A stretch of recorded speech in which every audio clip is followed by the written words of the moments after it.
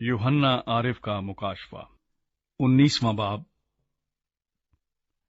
इन बातों के बाद मैंने आसमान पर गोया बड़ी जमात को बुलंद आवाज से ये कहते सुना कि हालेलुया, नजात और जलाल और कुदरत हमारे खुदा ही की है, क्योंकि उसके फैसले रास्त और दुरुस्त हैं, इसलिए कि उसने बड़ी कसबी का इंसाफ किया, जिसने अपनी हरामकारी से दुनिया को खराब किया था और उससे अपने बंदों के खून का बदला लिया।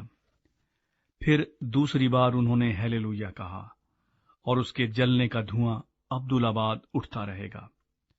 और 24 बुजुर्गों और चारों जानदारों ने गिरकर खुदा को सिजदा किया जो तख्त पर बैठा था और कहा, आमीन, हालेलुया।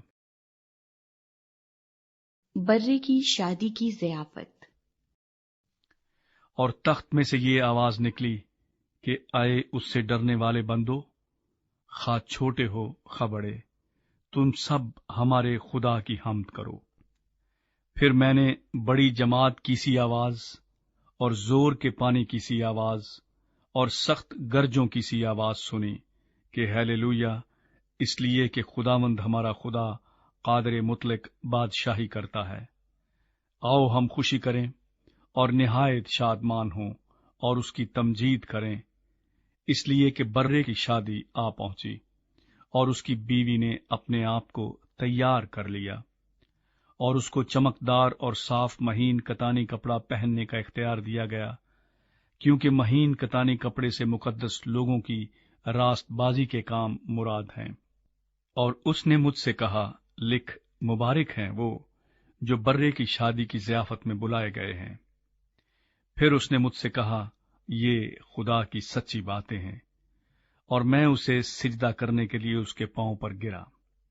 उसने मुझसे कहा कि खबरदार, ऐसा ना कर, मैं भी तेरा और तेरे उन भाइयों का हम खिदमत हूं जो यस्सु की गवाही देने पर कायम हैं। खुदा ही को सिजदा कर, क्योंकि यस्सु की गवाही नबूवत की रूह है। सफेद घोड़े का सवार। फिर मैंने आसमान को खुला हुआ देखा, और क्या देखता हूं कि एक सफेद घोड़ा है और उस पर एक सवार है जो सच्चा और बरहक कहलाता है, और वो रास्ती के साथ इंसाफ और लड़ाई करता है।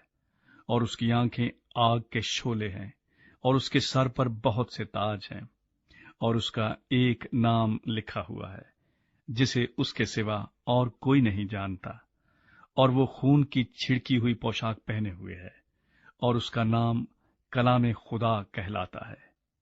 और आसमान की फौजें सफेद घोड़ों पर सवार और सफेद और साफ महीन कतानी कपड़े पहने हुए उसके पीछे पीछे हैं।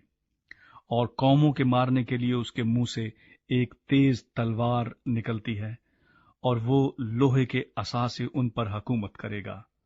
और कादिर मुतलक खुदा के सख्त गजब की मै के हौज में अंगूर रौंदेगा।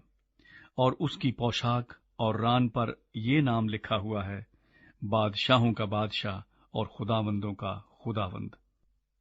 फिर मैंने एक फरिश्ते को आफताब पर खड़े हुए देखा, और उसने बड़ी आवाज से चिल्लाकर आसमान में के सब उड़ने वाले परिंदों से कहा, आओ खुदा की बड़ी ज़ियाफत में शरीक होने के लिए जमा हो जाओ, ताकि तुम बादशाहों का गोश्त और फौजी सरदारों का गोश्त और जोरावरों का गोश्त और घोड़ों और उनके सवारों का गोश्त और सब आदमियों का गोश्त खाओ, खा आजाद हों खा गुलाम, खा छोटे हों खा बड़े।